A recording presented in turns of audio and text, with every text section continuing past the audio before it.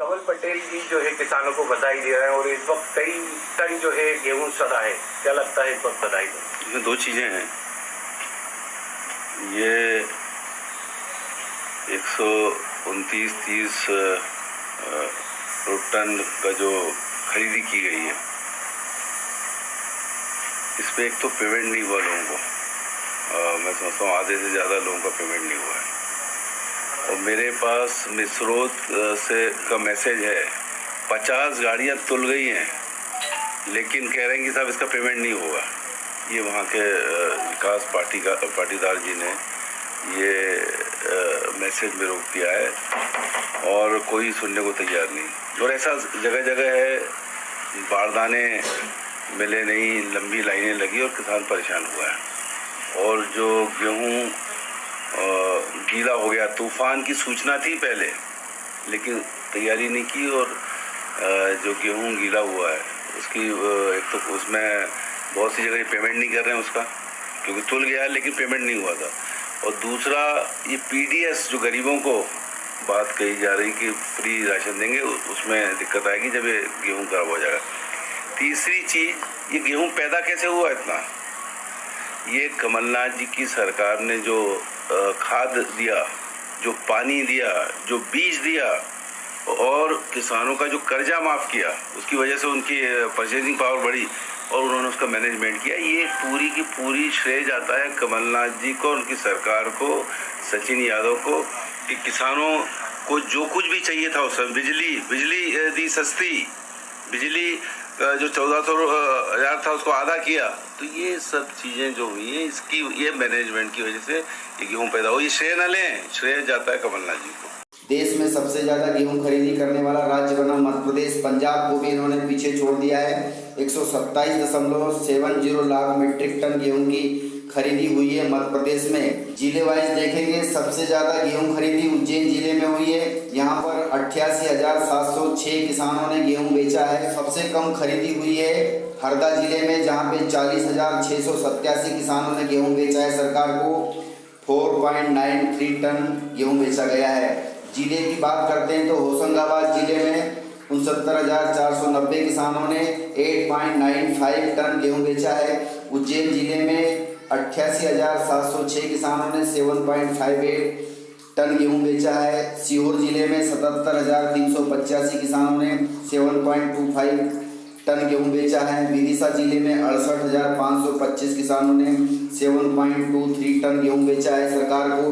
रायसेन जिले में 61,484 किसानों ने 6.28 टन गेहूं बेचा है सरकार को। हरदा जिले में 40,687 किसानों ने 4.93 टन गेहूं बेचा है। वहीं सागर जिले की बात करें तो सागर जिले में 65,329 किसानों ने 4.79 टन गेहूं बेचा है। सिवनी जिले में 47,301 किसानों ने 4.37 टन गेहूं बेचा है। और जबलपुर में 35,566 किसानों ने 4.13 टन गेहूं बेचा है। और शाजापुर जिले में 55,777 किसानों ने 4.03 टन गेहूं बेचा है। ये ऊपर का जो ग्राफ है ये टन में दर्शा रहा है गेहूं की मात्रा, और नीचे जो ग्राफ है वह किसानों की संख्या है। तो इस प्रकार से लगभग 10 जिले हैं जो टॉप 10 में हैं। इसके अलावा भी अन्य जिले हैं। अगली जानकारी है, ज्योतिरादित्य सिंधिया कोरोना पॉजिटिव पाए गए हैं। मां के साथ दिल्ली के अस्पताल में भर्ती हैं। सिंधिया समर्थक सारे प्रदेशवासी चिंतित हैं। आप भी दुआ मांग सकते हैं, ईश्वर से प्रार्थना कर सकते हैं कि उन्हें भगवान जल्दी ठीक करें। भाजपा नेता और पूर्व केंद्रीय मंत्री ज्योतिरादित्य सिंधिया कोरोना संक्रमित हो गए हैं। सूत्रों के मुताबिक उन्हें दिल्ली के साकेत स्थित मैक्स अस्पताल में भर्ती कराया गया है। उन्हें सोमवार को अस्पताल में भर्ती कराया गया है। सूत्रों के अनुसार उनकी कोरोना जांच रिपोर्ट पॉजिटिव पाई गई है। ज्योतिरादित्य सिंधिया जी की मां माधवी राजे को भी मैक्स अस्पताल में भर्ती कराया गया है। सूत्रों के मुताबिक उनकी जांच भी पॉजिटिव पाई गई है। हालांकि उनमें कोरोना के लक्षण नजर नहीं आए। सूत्रों ने बताया ज्योतिरादित्य सिंधिया को गले में खराश और बुखार जैसे लक्षण थे, इसलिए उनका सैंपल जांच के लिए भेजा गया है। भाजपा की ओर से राज्यसभा चुनाव के लिए नामांकन भरने के बाद ज्योतिरादित्य सिंधिया भोपाल से दिल्ली चले गए थे। इसके बाद वे लॉकडाउन के दौरान दिल्ली में ही थे। लॉकडाउन में छूट मिलने के बाद ग्वालियर में उनके क्षेत्र में समर्थक उनके आने की प्रतीक्षा में थे। इस प्रकार से सीएम शिवराज सिंह चौहान, दिग्विजय सिंह और प्रदेश के सभी पार्टियों के नेताओं ने उनके अच्छे होने की ईश्वर से प्रार्थना की है। आप भी कमेंट करके ईश्वर से प्रार्थना करें कि वे जल्द से जल्द ठीक हो जाएं। अगली जानकारी है, मध्य प्रदेश में उपचुनाव को रंग देने के लिए किसानों के कर्ज माफ न होने की टीस उबारेगी भाजपा। किसान कर्ज माफी मध्य प्रदेश उपचुनाव में मचाएगी हलचल। मध्य प्रदेश की 24 विधानसभा सीटों पर उपचुनाव होने हैं। राजनीतिक दलों ने समीकरण साधना शुरू कर दिया है। कांग्रेस ने 2018 के विधानसभा चुनाव में किसानों के 2 लाख रुपए तक के कर्ज माफ करने का वादा कर सत्ता हासिल की थी, लेकिन यह वादा पूरा न हो सका, इसलिए किसान नाराज हैं। कांग्रेस इसके लिए अलग तर्क कर रही है और दावा कर रही है कि 2 चरणों में ज्यादातर किसानों के कर्ज माफ किए गए हैं, लेकिन भाजपा इसी को मुद्दा बना रही है और वह उपचुनाव जीतना चाहती है। कर्ज माफ न होने से जिन किसानों के दिल में टीस है, उसे उबारने में भाजपा का संगठन अब पूरी तरह सक्रिय हो गया है। रायसेन जिले के गैरतगंज तहसील के खिड़की निवासी रामस्वरूप जी ने बताया कि 12 एकड़ जमीन पर 5,40,000 रुपए का कर्ज लिया था। उन्हें उम्मीद थी कि सरकार से कर्ज माफी के एवज में 2 लाख रुपए मिल जाएंगे, लेकिन यह नहीं हो सका। इस प्रकार से हर जिले में यही कहानी है और काफी किसानों का अभी तक कर्ज माफ नहीं हुआ है। राज्य में करीब 41 लाख किसान कर्ज माफी की सूची में शामिल किए गए थे। जिन 24 क्षेत्रों में चुनाव होने हैं वहां यह मामला गूंजने लगा है। भाजपा किसान मोर्चा से लेकर मुख्य संगठन की इकाइयां किसानों से संपर्क साध रही है। प्रदेश भाजपा के मुख्य प्रवक्ता दीपक विजयवर्गीय कहते हैं कि 2018 के विधानसभा चुनाव में कांग्रेस ने कर्ज माफी का झूठा वादा किया और उसे पूरा करने की 15 माह में भी कोशिश नहीं की। किसानों की दूसरी योजनाओं को भी कमलनाथ सरकार ने बंद कर दिया।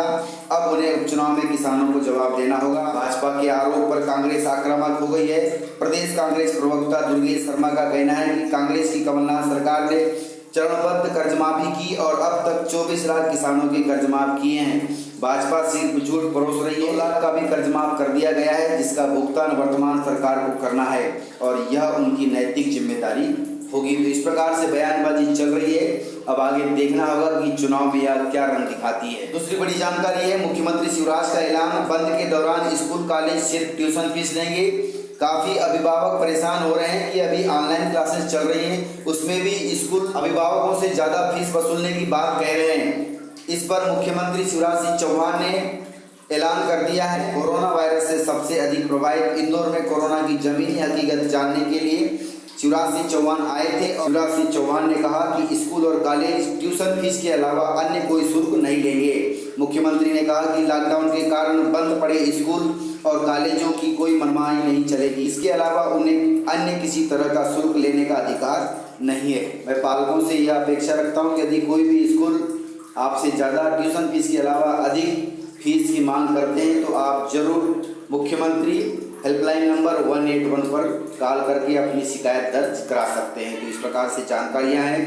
यदि आपको जानकारियां पसंद आई हो तो वीडियो को लाइक जरूर करिएगा और इसी प्रकार की खबरें आप वेबसाइट पर भी देख सकते हैं। वेबसाइट है kisanKhabar.in। वेबसाइट का लिंक आपको वीडियो के डिस्क्रिप्शन में मिल जाएगा। तो मिलते हैं सर अगले वीडियो के साथ। तब तक के लिए जय हिंद, जय भारत।